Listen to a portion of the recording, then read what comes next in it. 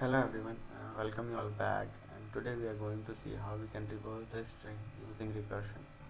Okay, so I will highly recommend you guys to go and watch this video till the end because we are going to debug this program line by line and understand the code, and that will help you understanding the concept and the logic.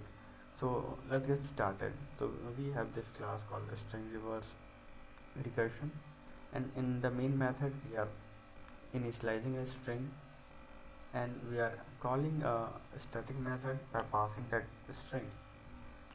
So all the logic to reverse a string is inside this method, and let's go inside this method and see what we are doing here. So what we are checking first is if a string is null or a string length is less than equal to 1. So if the string is null, there is no point of doing a reverse function, and if a string is length is less than or equal to 1, there is no point of doing the reverse, so we are just returning the same string. Okay, else what we are doing is we are printing the last character. Okay, so if you see the string, this is the string, and char at string length. Okay, what is the string length?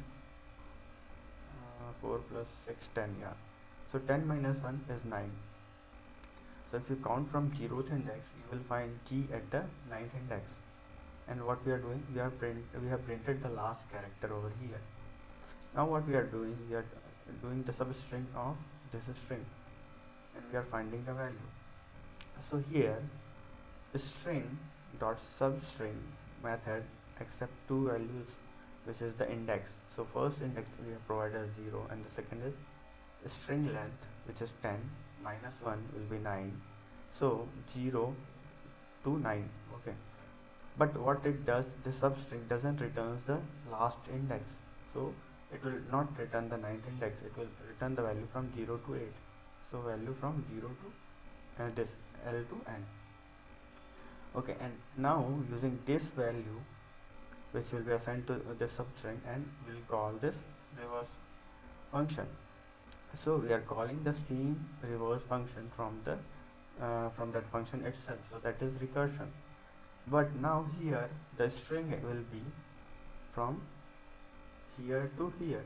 Okay, so again using this, it will come to this method, and it will go to the else condition since we have length greater than 1.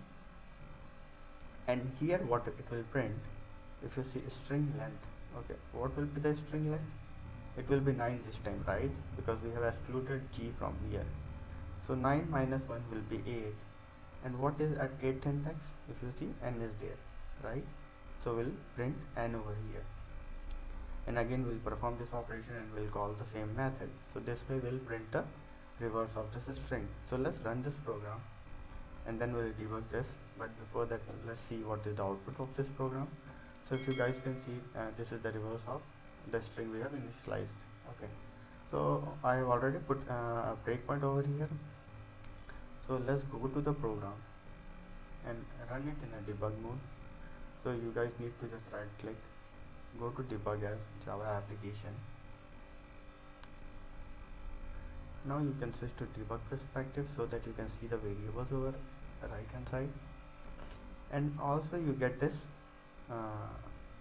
buttons to instruct each step at a time. So if you do not get this variable section, click on this search window and click on search for variable and just click on it. If you guys can see, I have added this panel over here. Now let's see, we are at this line and we haven't executed this line, so let's execute this line.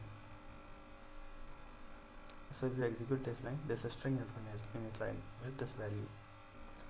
Okay, now in here we are calling this function, so let's go inside this function or the method.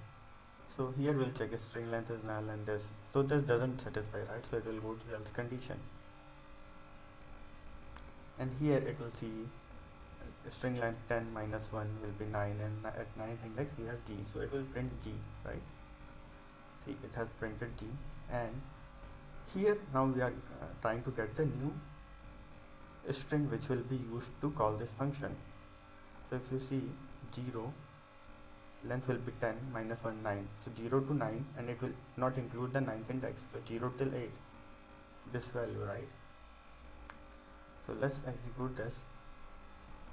You see, this substring, this variable has value from L to N, then G has been excluded. So again it will call this method. So let's call this method.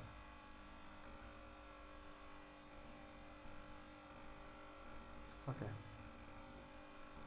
Now again it will go to the else condition, and it will print N, the last value. See, G and N has been printed. Now what will be the substring? It will till L to I, till here, right? Okay. Now let's again go inside this method. So we have this value, again it will go to the else condition, it will print the I value. Okay, so if you keep on doing like this, you will get your reverse value. So let's complete the program by resuming it, and see, you have got the reverse value using the recursion. So hope you guys have understood the concept, and if you guys find any value to this video, please do like, share and subscribe. Thanks for watching.